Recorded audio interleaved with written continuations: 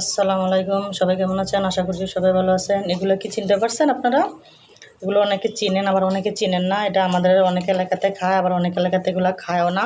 কিন্তু এটা একটা কিন্তু খুব মজার একটা খাবার। এটা একটা কচুর ফুল বলি আমরা। যে কচুর যেমন লাউয়ের কোনো জিনিস বাদ যায় না, যেমন কচুর কোনো জিনিস ফালানো যায় না। এটা আমরা কচুর যেমন মুটি খাই, কচুর শাক খাই, আর এই কচুর ফুলও খাওয়া যায়। তো চলুন দেখা যাক এই কচুর ফুল আমরা কীভাবে রান্না করি। আগে আমি এগুলো কেটে দেখুন, আমার এগুলো কাটা হয়ে গেছে। আমি ধুয়ে একটা পাইপ্যান বসিয়ে দিলাম। এখন দিয়ে দেব পরিমাণ মতো পেঁয়াজ কুচি, কাঁচামরিচ কুচি, দিয়ে দিব আদা রসুন বাটা আর একটু জিরা বাটা। রসুন বাটাটা একটু বাড়িয়ে দিবেন, যেহেতু কচুগুলো দেওয়ার সম্ভবত থাকতে পারে। এখন আমি দিয়ে দিব স্বাদ মতো লবণ, সামান্য দিয়ে দেব হলুদ গুঁড়ো।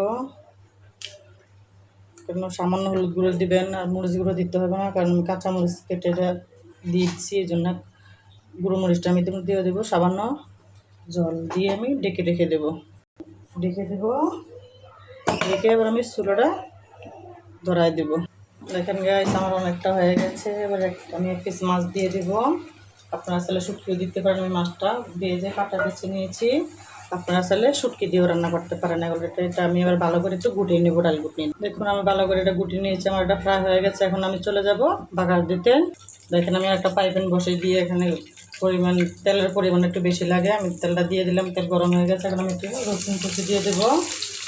রসুন কুচিটা একটু বাড়িয়ে দিতে চেষ্টা করবেন। এখন আমি রসুন কুচিটা গোল্ডেন না হওয়া পর্যন্ত একটু ভেজে নেব। দেখুন, আমার একটা গোল্ডেন কালার হয়ে গেছে। এবার আমি দিয়ে দেব। এবার আমি কচুর ফুলটা দিয়ে ঢেলে দেবো এখানে। এখন আমি এটা ভালো করে একটু মিশিয়ে নেব, কারণ এই বাজেটার মধ্যে আপনার তেলের পরিমাণ একটু বেশি লাগে। চেষ্টা করবেন তেলটা একটু বাড়িয়ে দিতে, আর জালটা আপনারা আপনাদের পরিমাণ মতো দিতে পারেন। দেখেন, কালারটা খুব সুন্দর এসেছে, আর খুব ভালো একটা সেন্ট বাড়িয়েছে এটার। আপনারা তো জানেন এই ফুলটা খুব কাঁচা থাকতেই খুব সেন্ট। রান্না করতে তো দেখছেনই, দেখতে কিলো গুণে তো দেখা যাচ্ছে না। দেখুন গাইস, এটার কালারটা কি জুস না এটা।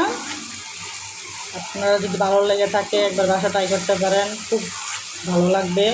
আপনারা গরম গরম ভাতের সাথে বা রুটি পরোটা যেটার সাথে খাইতে চান খুব ভালো লাগবে। আমি আর একটু ভেজে নেবো তেলের মধ্যে। পুরোটা তেল টেনে গেছে, আমার এটা ফ্রাই হয়ে গেছে। আর 2 মিনিটের মতো জাল করে আমি এটা উঠিয়ে নেব। দেখুন, আমার এটা হয়ে গেছে। আমি এখন এটা পরিবেশন করব।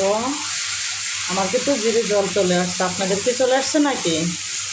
যদি ভালো লেগে থাকে একটা লাইক, কমেন্ট, শেয়ার করে দিবেন। দেখুন গাইস, আমার কচুর ফুলের ভর্তা রেডি। যদি আপনাদের ভালো লেগে থাকে একবার বাসা ট্রাই করবেন। ভালো থাকবেন সবাই।